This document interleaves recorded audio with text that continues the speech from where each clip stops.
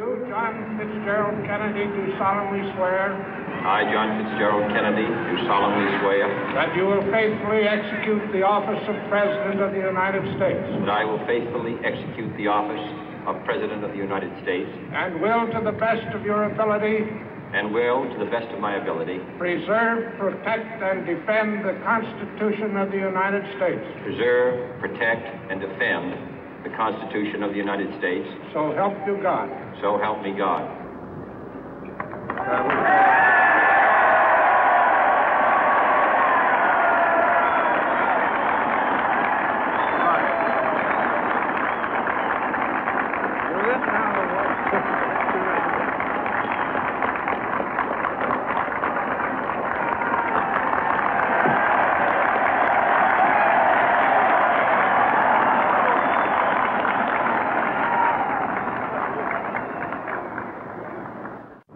Vice President Johnson, Mr. Speaker, Mr. Chief Justice, President Eisenhower, Vice President Nixon, President Truman, Reverend clergy, fellow citizens.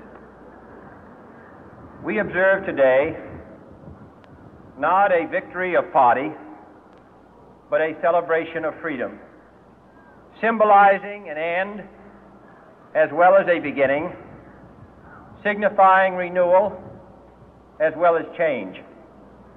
For I have sworn before you and Almighty God the same solemn oath our forebears prescribed nearly a century and 3/4 ago. The world is very different now, for man holds in his mortal hands the power to abolish all forms of human poverty and all forms of human life. And yet the same revolutionary beliefs for which our forebears fought are still at issue around the globe. The belief that the rights of man come not from the generosity of the state, but from the hand of God.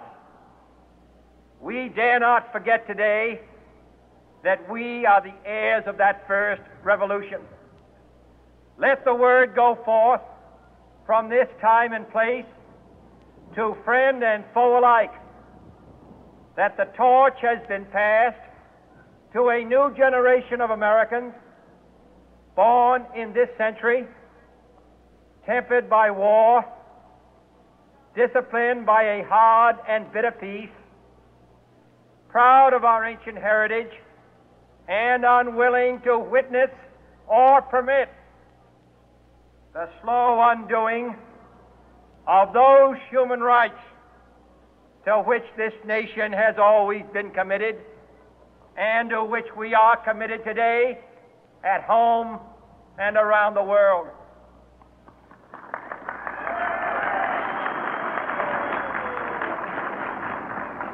Let every nation know, whether it wishes us well or ill, that we shall pay any price, bear any burden, meet any hardship, support any friend, oppose any foe to assure the survival and the success of liberty.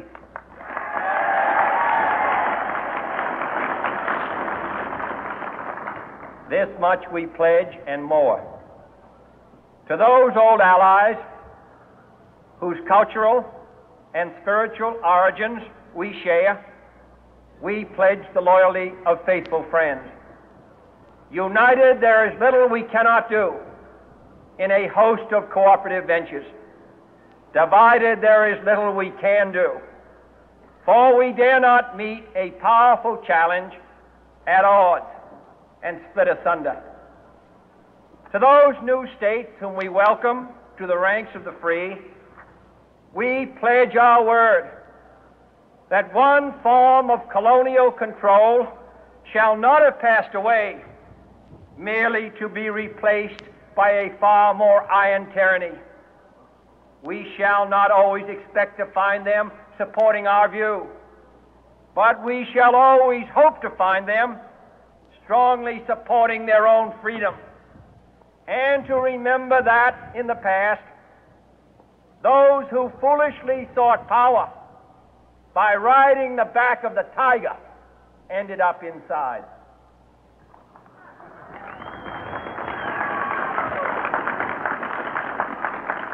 To those people in the huts and villages of half the globe struggling to break the bonds of mass misery, we pledge our best efforts to help them help themselves for whatever period is required, not because the communists may be doing it, not because we seek their votes, but because it is right. If a free society cannot help the many who are poor, it cannot save the few who are rich.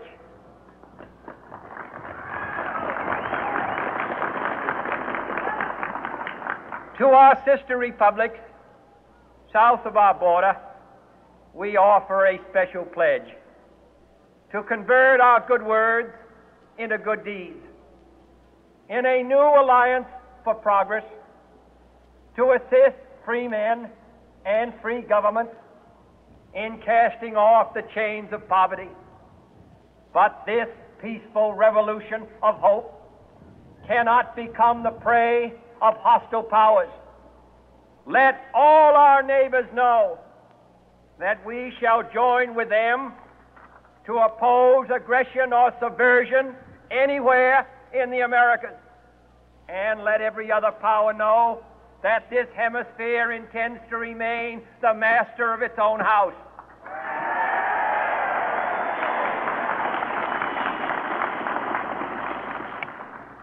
To that world assembly of sovereign states, the United Nations, our last best hope, in an age where the instruments of war have far outpaced the instruments of peace, we renew our pledge of support to prevent it from becoming merely a forum for invective, to strengthen its shield of the new and the weak, and to enlarge the area in which its writ may run. Finally, to those nations who would make themselves our adversary, we offer not a pledge, but a request that both sides begin anew the quest for peace. Before the dark powers of destruction, unleashed by science, engulf all humanity in planned or accidental self-destruction, we dare not tempt them with weakness, for only when our arms are sufficient beyond doubt can we be certain beyond doubt that they will never be employed. But neither can two great and powerful groups of nations take comfort from our present course, both sides overburdened by the cost of modern weapons, both rightly alarmed by the steady spread of the deadly atom, yet both racing to alter that uncertain balance of terror that stays the hand of mankind's final war. So let us begin anew, remembering on both sides that civility is not a sign of weakness, and sincerity is always subject to proof. Let us never negotiate out of fear, but let us never fear to negotiate.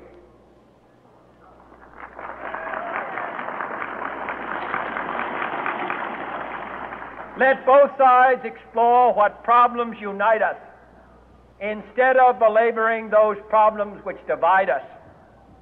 Let both sides, for the first time, formulate serious and precise proposals for the inspection and control of arms, and bring the absolute power to destroy other nations under the absolute control of all nations.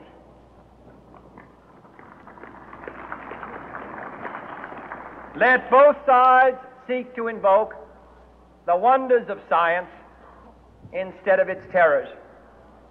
Together, let us explore the stars, conquer the deserts, eradicate disease, tap the ocean depth, and encourage the arts and commerce. Let both sides unite to heed in all corners of the earth the command of Isaiah to undo the heavy burden and let the oppressed go free. And if a beachhead of cooperation may push back the jungle of suspicion, let both sides join in creating a new endeavor, not a new balance of power, but a new world of law, where the strong are just and the weak secure and the peace preserved. All this will not be finished in the first 100 days, nor will it be finished in the first 1,000 days, nor in the life of this administration, nor even perhaps in our lifetime on this planet. But let us begin.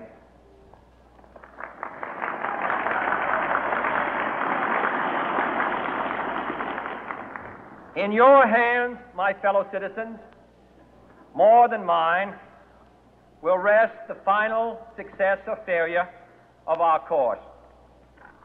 Since this country was founded, each generation of Americans has been summoned to give testimony to its national loyalty. The graves of young Americans who answered the call to service surround the globe. Now the trumpet summons us again.